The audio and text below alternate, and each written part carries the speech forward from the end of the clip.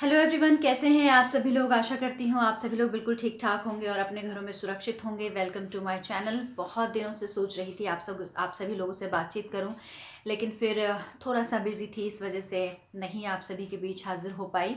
और आज जिस टॉपिक के ऊपर मैं आप सभी से बात करने वाली हूँ वो किसानों से जुड़ा हुआ है। जी हाँ, जिस तरीके से पिछले 2 महीनों से दिल्ली के टिकरी बॉर्डर पर, गाजीपुर बॉर्डर पर, सिंघू बॉर्डर पर किसान अपनी मांगों को लेकर आंदोलन कर रहे हैं, उसे देखकर ये नहीं लगता, फिलहाल तो ये नहीं लग रहा है कि ये आंदोलन जल्द ही ख़त्म होने वाला है। लेकिन इस बीच जो पिछले 5-6 दिनों में हुआ वो घटनाक्रम बहुत ही चौंकाने वाला है, और उसे जानने के बाद मैंने सोचा कि क्यों ना आप सभी से बातचीत की जाए इस टॉपिक को लेकर।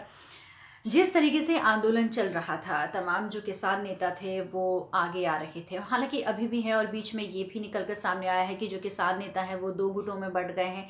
एक गुट है जो चाहता है कि वो किसानों के जो मुद्दे हैं, जो जिसको लेकर वो आंदोलन कर रहे हैं उनको सपोर्ट करे, तो दूसरी ओर जो दूसरा धड़ा है उसका ये मानना है कि सरकार की तरफ से जो कानून लाए गए हैं वो किसानों के हित में है कहीं ना कहीं। इस तरीके से ये भी खबरें आ रही थी, हालांकि अभी फ़िलहाल ऐसा कुछ है नहीं, क्योंकि जो किसान नेता हैं वो एकजुट हैं। और भारतीय किसान यूनियन के जो महासचिव हैं राकेश टिकैत, उनकी तरफ से पूरा समर्थन किसानों को मिल रहा है। भारतीय किसान मोर्चा है जो पूरी तरीके से डटा हुआ है।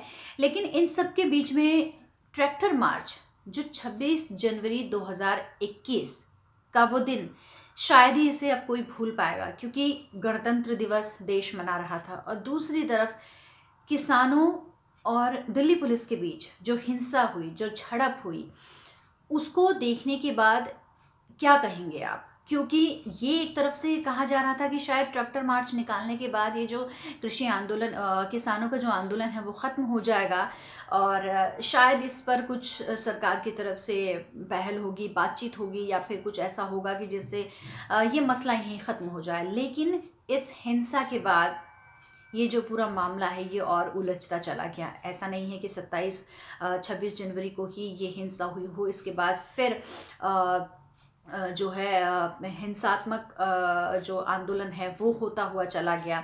और इसके बाद से अब ये है कि दिल्ली पुलिस पूरे एक्शन में आ गई है। इसके साथ ही जो इस हिंसा से जुड़ी हुई वीडियो क्लिप्स हैं, तकरीबन 1700 जो क्लिप हैं वो दिल्ली पुलिस को उपलब्ध कराई गई हैं। और इसके बाद जो दिल्ली पुलिस है वो जालंधर पहुंची है और वहां पर अपना जो सर्च ऑपरेशन है वो चला रही है, और किसान एक तरफ यहाँ अपनी मांगों पर अड़े हुए हैं। इसके साथ ही और अब सरकार की तरफ से ये कहा जा रहा है कि 1 फरवरी को बजट सत्र है, और ये भी सामने आया था कि 1 फरवरी को किसानों की तरफ से संसद कूच किया जाएगा, उनकी तरफ से फिर से जो है वो एक तरीके से मार्च निकालने की कोशिश होगी। लेकिन जो हुआ उसके बाद शायद अब ये सब कुछ ना हो, क्योंकि मीटिंग जो है वो मंत्रियों की हुई है, उसमें एक तरफ से ये कहा जा रहा है सरकारी तंत्र की तरफ से कि भाई किसानों से बातचीत की जाए।